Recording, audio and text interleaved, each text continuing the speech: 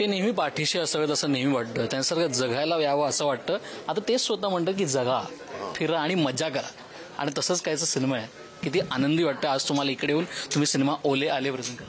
खूप खूप खूप खूप खूप दिवसांनी कुठेतरी आपल्याला अशा पद्धतीचा सिनेमा करायला मिळाला याचा आनंद आहे. कारण काय होतं, नाही तर एक रुटीन कथा असते कुठेतरी, मग त्याच पद्धतीनं मग काही विनोदीच म्हणायचं फक्त, किंवा मग उगाचच सिरियस काही, तसं नाही. याचं इतकं कमालीचं ते असं बेमालून मिश्रण आहे. म्हणजे खूप हसवेल आणि खूप रडवेल असा सिनेमा आहे.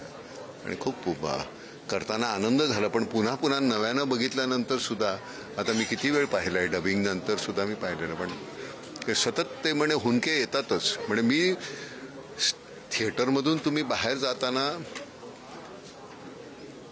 तुम्ही कोणीही एकमेकांशी बोलणार नाही याची मला खात्री आहे. खूप तुम्हाला तो हळवा करून टाकेल सिनेमा.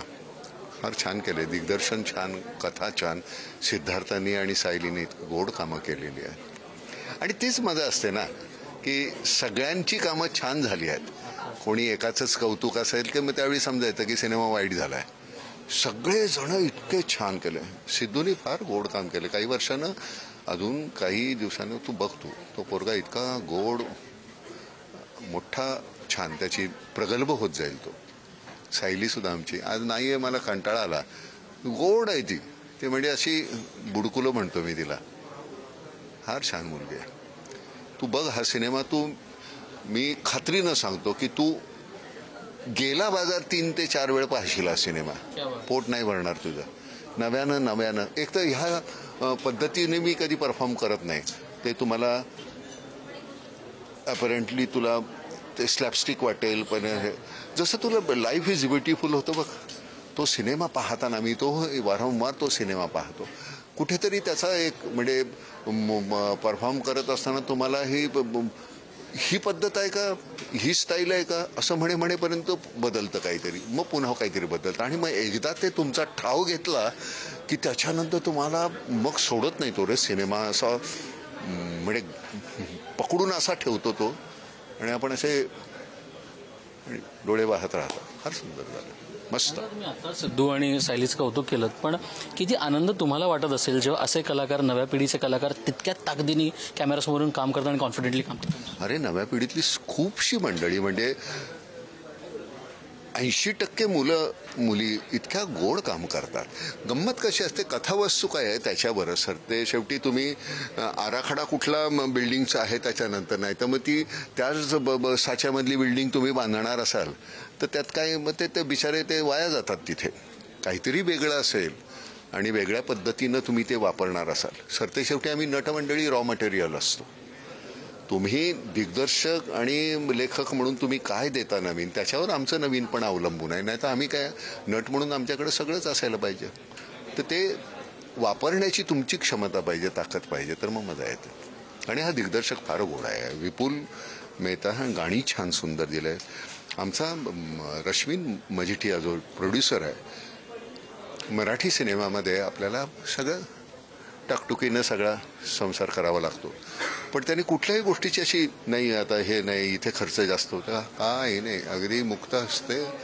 आमचा रितेश, ज्यांनी प्रोडक्शन सगळं सांभाळलं, काय मुलगा आहे, काय काम करतो, कुठल्या गोष्टीला नाही. आणि तुम्ही ज्यावेळी आउटडोअरला जाता त्यावेळी कमीत कमी 12 तास काम करायला पाहिजे. मी कॉन्ट्रॅक्टमध्ये लिहितो मी 8 तासाच्या वर काम करणार नाही. पण इथे असं होतं की 8चे 16 कधी झाले कळायचं नाही. आणि कारण ते ज्या पद्धतीनं करत होते, जी कथावस्तू होती, तुम्हाला आज अर्धवट सीन सोडून उद्या तो पकडायचा, त्याच्यापेक्षा आज आपण संपूया इमोशनली. नाही सांगणार मी बाकीचं काही. फार सुंदर. आज म्हणाला 2-3 गोष्टी आणि तुम्ही सगळ्यांना विचारलं की तुम्हाला कुठला हा जॉनर वाटला किंवा काय वाटला. मला खरंच वाटलं की ही त्या दोघांची गोष्ट तर आहे, पण जेव्हा एक बाप असा विचार करतो की आपल्या मुलांनी आपल्या पायावर उभं राहिलं पाहिजे, तोच बाप हे पण विचार करू शकतो की आपल्या मुलांनी आता मजा केली पाहिजे. तोच बाप हे पण वाटतो की तो अधिक जगलं पाहिजे.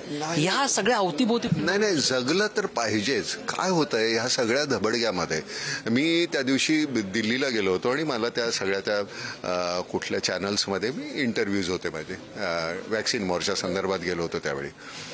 आणि मी असा 100 फूट लांब असा एक 100 फूट रुंद असा काहीतरी चौकोनी तो सगळा हॉल, आणि त्याच्यामध्ये अशा प्रत्येक लाईन्समध्ये प्रत्येकाच्या समोर एक असा तो TV सारखा तो ठेवलेला मॉनिटर, आणि ती 200, 300, 400 मंडळी, 500 मंडळी नुसती अशी बसलेली रे, जिवंत थडगी वाटत होती मला ती. मी घाबरलो का, मी म्हटलं मला असं जर ठेवलं तर मी मरून जाईन. त्यांचं जगणं जे आहे ते तुम्ही हिरावून घेतलंय. त्यांना माणूस म्हणून श्वासच घेता येत नाही. ITची लोक फार मोठं क्षेत्र आहे, असायलाच पाहिजे सगळ्यांनी, तेही काय. पण मला जर कोणी म्हटलं तर मला नाही जाता येणार तिथे ITमध्ये. त्याचं कारण मला ते शक्यच नाही. मला ते असं बसणं जमणारच नाही. मला माणसांमध्ये असं वावरायला आवडतं, मला डोंगर दऱ्यामध्ये फिरायला आवडतं, मला एका ठिकाणी असं नाही होत. मला भीती वाटायला लागली, जिवंत थडगी अशी बसलेली अशी. मी तिथे गेलो, तर एका स्टूल घेतलं, स्टूलावर उभा राहिलो आणि जोराने ओरडलो, अरे तुम्ही ह्या नोकऱ्या सोडा, मराल नाही तर तुम्ही जगणं सोडा. कारण तुम्ही पैसे कमवण्यासाठी तुम्ही नाही, आता कमवून घेऊया, नंतर मग जगण्यासाठी फार थोडे पैसे मिळतील, मग नंतर असा सोपं आहे. अरे तोपर्यंत तुम्हाला ते असं स्क्वीज करून घेतलेलं आहे त्यांनी. 40 संपली, 45 कधी आली माहिती नाही. मुलं नाही, नंतर होतील. अरे मुलं नंतर, आता 45 वर्षाचा झालास, 50ला येऊन जर तुला मूल होत असेल, ज्यावेळी तू 75चा होशील त्यावेळी तू आजोबा वाटशील त्या मुलाचा बाप वाटण्याच्या ऐवजी. आणि जगण्यातला सगळा रस असा सोसून गेला. पैसे करायचे काय, पैसे हवे साधन म्हणून, ठीक आहे, साध्य म्हणून नाही रे. सतत मला उद्याची भ्रांत आहे, चिंता आहे, जसं काही उद्या काही मिळणारच नाही. नाती संपत चालली सतत. मला मी माझी बायको, माझी मुलं. आता ते सुद्धा ती नाती नाही. प्रत्येक जण असा वेगवेगळा व्हायला लागला. मग त्यावेळी वाईट वाटतं. त्या सगळ्याला छेद देणारा हा चित्रपट आहे. काय कारण वाटतं तुम्हाला, हे का होतंय नातींमध्ये? एक सोशल मीडिया एकच कारण वाटतं का, मोबाईल मधलं एकच कारण वाटतं? नाही, आता तू बघ ना, तू आता तुझ्या वयाचं तुला माहिती आहे ना तुझी कारणं काय. तुझा हा रोजमर्राचा, तुला रोज आज माईक माझ्यासमोर धरलायस, उद्या कोणासमोर, काल कोणासमोर होता. याच्या पलीकडचं तुझं जगणं नाही आहे रे. मला असं वाटतं की याच्यापेक्षा वेगळं अजून काय जगता येईल ह्याचा विचार तू करायला हवास. तू ह्याच्यामध्ये जर खुश असशील तर काही दिवसानं तुझी कपॅसिटी ही संपेल. तुझ्यापेक्षा कोणतरी जास्त कॉम्पिटेटिव्ह आला की हाच माईक तिसरा धरेल आणि तू बाजूला धरला जाशील. तर मला असं वाटतं की जगण्यासाठी काय हवंय हे एक साधन आहे तुला जगण्यासाठी, जेवणा खाण्यापिण्यासाठी. पण तुझं जगणं काय आहे, जगल्यानंतर करायचं काय हे तुला ठरवायला पाहिजे ना. मला माझ्याकडे हे माध्यम आहे रे, सिनेमा, ज्याथे माझी सगळं जी माझी घुसमट आहे ती सगळी बाहेर येते. नाही तर मी कधीच आत्महत्या केली असती. सामान्य माणसाचं काय होत असेल, मला नेहमीच असा प्रश्न पडतो. ही माणसं काय करत असतील, त्यांचा आतमध्ये जे घुसमट आहे ती कशी बाहेर न.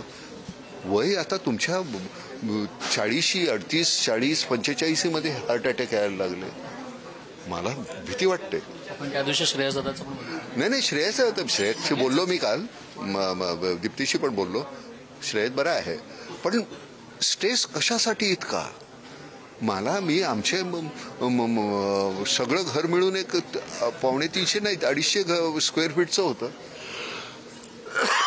मी, आई, भाऊ, आम्ही 4 जण अगदी खुश होतो. 1 रूम किचन, बस एवढंच. तू गणपतीत बघितलेलं आहे, खुश होतो. पण मला मग ते मोठा हॉल पाहिजे, मोठं हे पाहिजे, वेगळ्या सेपरेट बेडरूम पाहिजे. मग त्याची किंमत ही मोजावीच लागते ना, स्वतःला विकावं लागतं. मी इतका स्वस्त आहे का असं विकायला? नाही विकायचं. गरजा कमी ठेवूया म्हणजे मग सोपं जाईल. पण ते नाही होत आहे, काय करणार. तुम्ही सुंदर गोष्ट तुमच्या वडिलांबद्दल पण सांगितलीत की तुमच्या वडिलांनी तुम्हाला अनेक गोष्टींकडे घेऊन गेले, मग तमाशामध्ये घेऊन गेले. कारण हे तुम्ही अगोदर कधी सांगितलं नव्हतं. तुमची जी आई तुम्हाला कोण आलं हे ऍक्टिंग करून सांगायचे, कुठे हे अभिनयाचे बीज तिकडूनच पेरले. त्याबद्दल प्लीज सांगा ना. नाही, तसंच होतं ते ना. म्हणजे आई तसं, ते कोणी आल्यानंतर तिला नावं आठवायची नाही. अरे तो आला होता, कोण आला होता, तो हा रे, बघ ना तो असा गट्टूसा होता ना, मग ते कुरळे केस आहेत आणि मग ते बोलताना अरे असं बोलतो. हा प्रशांत आला होता, हो अरे हो प्रशांत. म्हणजे तिच्या त्या सगळ्या आविर्भावातून मला तो कोण आला असेल हे मला कळायचं. वडील सुद्धा मला मध्ये हनुमान थिएटरमध्ये, तमाशाचं थिएटर होतं, नवीन काहीतरी वग आले, नवीन सोंगाडे आले की मला घेऊन जायचे. बाप मुलाला बोट धरून सोंगाडा बापला तमाशाला नेतो की नाही, हे बघ कसं ऍक्टिंग करतात, त्यांची स्पॉन्टेनिटी बघ, ते कसे बोलतात, ते कसे वागतात. तर मला ते सगळं मोकळं मिळाल्यामुळे मग ते सोपं गेलं नाही. आणि सोपं केलं म्हणजे शाहीर साबळे पार्टी त्यांच्या आमच्या इथे प्रयोग व्हायचा गणपतीमध्ये. तर माझ्यासमोर राजा मयेकर, शाहीर साबळे, सुहास भालेकर हे माझे त्यावेळेचे सगळे हिरोज मोठमोठे.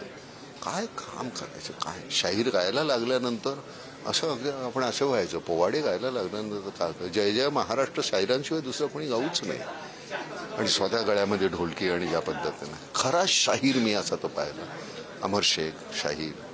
तर ती ही जी गंमत आहे की मला ते पाहायला मिळालं. मला खूप वेगवेगळी मंडळी पाहिली. वसंत अवसरीकर म्हणून होते, दादू इंदुरीकर होते. म्हणजे गाढवाचं लगीन आम्ही त्यांचं पाहिलं. मी 15-20 वेळ पाहिले. हे मी घाशीराम कोतवाल मी कमीत कमी 60-70-80 वेळ पाहिला असेल. मला खूप पाहायला मिळालं. आणि गंमत कशी आहे, जितका तुम्ही अनुभव समृद्ध होता तितकं तुम्ही जास्त छान करू शकता. तर तो अनुभव महत्त्वाचा. मला आजच्या घडीला काही तुम्ही 4 भिंतीमध्ये राहून नुसतं TV पाहून किंवा पुस्तक वाचून अनुभव नाही म्हणत. तो बॉरोड अनुभव म्हणजे फिलॉसॉफी आहे ती.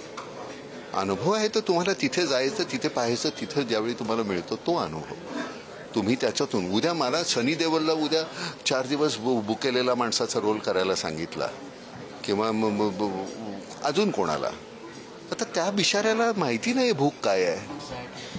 त्यामुळे ती भूक तो कदाचित तो 4 दिवस उपाशी राहून बघेल, पण ती भूक म्हणजे त्यांनी तो अनुभव घेण्यासाठी. पण ज्याच्या त्या भुकेबरोबर येणारा अपमान जो असतो, अवहेलना असते, कुचेष्टा असते. तू काहीतरी खात असताना माझ्याकडे काही नाही म्हणून तू ज्यावेळी खात असताना गिळताना मी औंढा गिळतो ॲज इफ मी खातोय. असे जे दिवस ज्यांनी पाहिलेले असेल त्यांनाच कळेल. काही जणांना चंद्र वा वा वा वा आपल्या प्रेयसीच्या मुखचंद्रमा वाटतो आणि काही जणांना तो भाकरी दिसतो. हा फरकच आहे ना. तो शेवटचा प्रश्न विचारेन. 1 तारखेला तर वाढदिवस आहे तुमचा आणि वाढदिवसानंतर खऱ्या अर्थानं आपण विचार करतो ही काय मस्त होणार आहे वर्ष. कसं काय पाहता तुम्ही? बर्थडे तर कधी सेलिब्रेट करतच नाही, तुम्ही साजरा करत नाही, तुम्ही केक देखील कापत नाही. वाढदिवस मला असं वाटतं हा जो वेळी कॅमेरा चालू असतो त्यावेळी कॅमेरा समोर जे आम्ही करत असतो तो प्रत्येक दिवस मग तुमचा वाढदिवस असतो. परफॉर्म करत असताना आता काल आम्ही अनिल शर्माच्या सिनेमाचा क्लायमॅक्सचा सीन चालला होता. नाही मग असं नाही असं नाही असं म्हटलं. अरे तसं नाही रे म्हटलं, असं वाटतं मला. आणि मग मी तो उभं राहून मी परफॉर्म जसं मी करेन त्याचा मी सुरू केलं. आणि मग त्याच्यानंतर तो संपल्यानंतर तो म्हटला नाही बस ये ऐसाही होगा. त्याचं कारण काय होतं की माझ्या हातमध्ये मला माहिती आहे मी काय करणार आहे. मला तो माहिती आहे सगळा. मग हा असा व्हावा. अनिल शर्मा हा अप्रतिम टेक्निशियन आहे, कमाल आहे. तो सीन कसा एक्सप्लॉइट करायचा तर त्याला फार. तो मी म्हटलं असं नको करतो. मला म्हटलं नाही आप सीन करो और फिर सीन होने के बाद मुझे बताओ ऐसे कर रहे फिर मैं कैमरा लगाऊंगा आपको मैं एक्टिंग नहीं बता सकता. म्हटलं असं नको करू. मी चुकू शकतो याच्यावर माझा विश्वास आहे. त्यामुळे तू मला सांग डिरेक्टर म्हणून. म्हटलं नाही मी डिरेक्टर म्हणून मला अपेक्षा होती त्याच्यापेक्षा तुम्ही काहीतरी अजून वेगळं काही करता. तुम्ही मला आनंद आहे. तर अशा पद्धतीनं करत राहायचं रे. वाढदिवस म्हणजे काय, रोज तुमची काय इथे काहीतरी वाढतंय का तर तो वाढदिवस. नाही तर उगाच आपलं काहीतरी वाढता वाढे उंच वाढला एरंड. आणि मला खरंच मी केक वगैरे कापणं याच्यावर मला मी कधी आपण म्हणजे हिंदू वगैरे म्हणून नाही आहे पण आपण केक कापणं ही मला पटतच. मुला ते गोष्टच मला पटत नाही आहे. आपण आपलं काहीतरी छान गोडधोड करायचं, खायचं सगळ्यांनी छान. प्रत्येक दिवस हा वाढदिवस आहे. मस्त वाटतं. तू ये मग 1 तारखेला येणार आहेस का शेतात? डन सर, येतो मी. कारण 2 तारखेला माझा पण आहे. त्यामुळे आपण एकत्र साजरा करू. Thank you so much sir. Thank you so much for